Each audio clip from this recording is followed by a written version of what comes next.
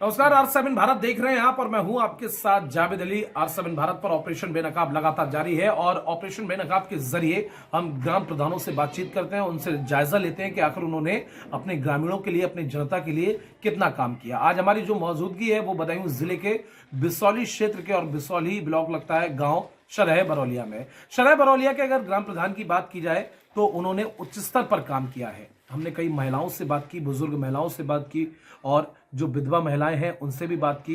कुछ ऐसे गरीब तबके के लोगों से हमने निरीक्षण किया जिन्होंने साफ तौर पर मौजूदा प्रधान की तारीफ के कसीदे पढ़े और सीधे तौर पर उन्होंने कहा कि वो कई सालों से सूबे की सरकार या यूं कहें केंद्र सरकार की जो योजनाएं हैं जो धरातल तक आती हैं वो उन तक नहीं पहुंची, लेकिन मौजूदा प्रधान ने कड़ी मशक्कत करने के बाद अपने ग्रामीणों को उस योजना का लाभ दिलवाया। प्रधानपति हमारे साथ मौजूद हैं, सीधी बातचीत करेंगे, उनका रुख जानेंगे और जानेंगे 4.25 साल का समय हो गया और 4.25 साल में उन्होंने अपनी जनता के लिए कितना काम किया है और जो 1 साल यूं मान के चलें कि 1.25 साल का समय बचा है उसमें वो अपनी जनता के लिए क्या कुछ करने जा रहे हैं, कितनी मेहनत से वो काम कर रहे हैं। सबसे पहले प्रधान जी, स्वागत है आपका R7 भारत पर। प्रधान जी, आपने अपनी जनता के लिए इन 4.25 साल में क्या क्या काम किए हैं? हमने यहाँ गांव में सीसी रोड वगैरह जहाँ पानी में जल भराव रहता था वो सब बिल्कुल कर दिया, क्लीन कर दिया है। यहाँ शासन से बिजली घर स्वीकृत कराया है, उसमें काम चालू है। शरह बरौलिया है तो गांव ही, लेकिन बड़ा गांव है देखा जाए, लेकिन ऐसे में शासन के आदेश के बाद आपने मेहनत की, जोर आजमाइश की और अपने गांव में आप विद्युत केंद्र को यहाँ खींच कर लेकर आए, बिजली घर को लेकर आए। ये बहुत कड़ी मशक्कत हो जाती है और मुझे लगता है शायद पहले के प्रधानों ने ऐसी मेहनत नहीं की। अगर वो ऐसी मेहनत करते तो शायद पहले ही बिजली घर आ जाता। और आपने किस तरीके से बिजली घर लाने में मेहनत की, मैं चाहूंगा आप मेरे दर्शकों को बताएं कितनी मेहनत का आपको सामना करना पड़ा। 4-5 चक्कर हमारे नकलों गए, बरेली चीफ साहब के यहाँ जी जाने पड़ा कई बार जी।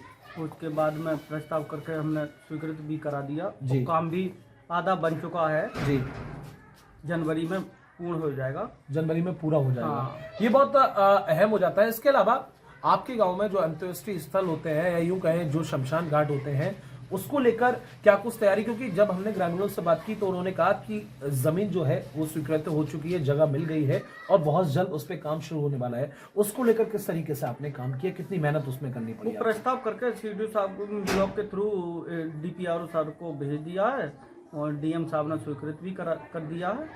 अब जल्द से जल्द 1 माह के अंदर अंदर काम चालू। ये बहुत महत्वपूर्ण हो जाता है प्रधान जी, एक ग्राम पंचायत में शमशान घाट का होना, बिजली विभाग का काम होना। ये कहना गलत नहीं होगा दर्शकों की ये वो मौजूदा प्रधान है, एजुकेटेड भी है और अहम जानकारी ये है कि ये धरातल से जुड़े हुए, जमीनी स्तर से जुड़े हुए इंसान है और हर पहलू पर ये काम कर रहे हैं। बहुत महत्वपूर्ण हो जाता है क्योंकि हर तबके के लोग होते हैं गांव में, गरीबी स्तर के लोग होते हैं जिनकी आज जेब पूंजी सही नहीं होती है, खर्चे बहुत होते हैं, लेकिन गरीब तबके के होते हैं। वो अगर उनके घर में किसी तरह की ट्रेजेडी हो जाती है, मृत्यु हो जाती है, तो उन्हें दूर दराज ले जाकर अंतिम संस्कार करना पड़ता है जो कि उनके बजट में नहीं आता। लेकिन ग्राम प्रधान ने उस काम को अपने गांव में वो लेकर आए और बहुत जल्द शमशान घाट का काम स्टार्ट होने वाला है। मैंने आपकी सड़कों का जायजा लिया, शीशी रोडों का जायजा लिया, नालियां भी देखी।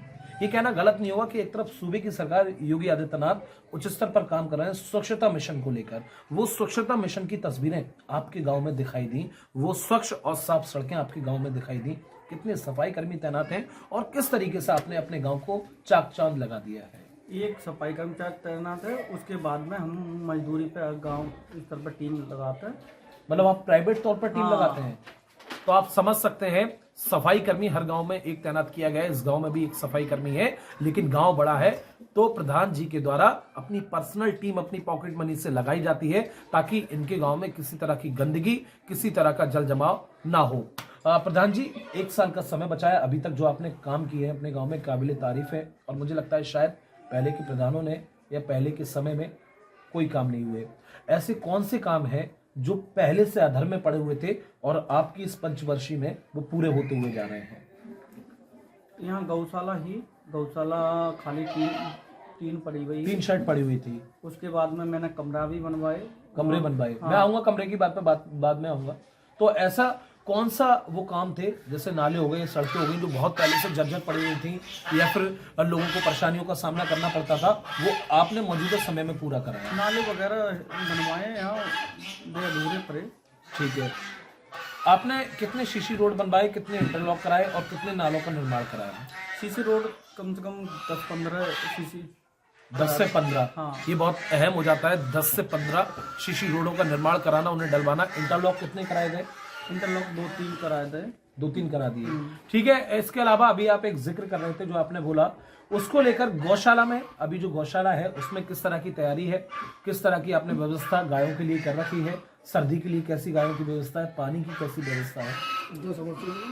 2 समरसेबल है। हाँ। बहुत महत्वपूर्ण हो जाता है, 2 समरसेबल है। इसके अलावा कमरा भी है, रूम भी है केयर टेकर के लिए। केयर टेकर ना गौशाला को, गाय को, गायों के लिए रूम बनवा रखे हैं, ये बहुत महत्वपूर्ण हो जाता है। इसके अलावा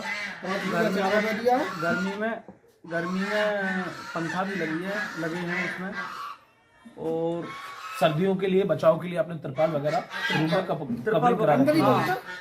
अंदर ही सारी चीजें। और गायों के लिए किस तरह का चारे का इस्तेमाल किया जाता है? हरा चारा 5 बीघा ग्राम सभा की भूमि में बोया हुआ है, बाकी भूसा को प्रधान जी, अभी तक तो आपने रिकॉर्ड तोड़ काम किया है, जहां तक हमारी टीम ने सर्वे किया और हमने खुद अपनी आंखों से जमीनी हकीकत धरातल पर देखी। 1 साल का समय बचा है, इस 1 साल में आप अपनी जनता के लिए और क्या कुछ करने जा रहे हैं? जहाँ तक मशक्कत करेंगे भाई, जनता कोई ज्यादा से ज्यादा विकास हो। ठीक है। इसके अलावा प्रधान जी, हमने कई लोगों से बातचीत की, वो ये कहते हुए नजर आए कि हम मौजूदा प्रधान से बेहद खुश हैं, बेहद जमीनी स्तर से जुड़े हुए वो इंसान हैं और हर वर्ग को एक साथ लेकर चल रहे हैं। उन्होंने सभी को शौचालय दिए, सभी को कमरे भी दिए, आवास भी दिलाए। तो ये कहना गलत नहीं होगा कि आपके लिए बहुत सौभाग्य की बात हो जाती है कि जनता आपको एक बार फिर अगली बार में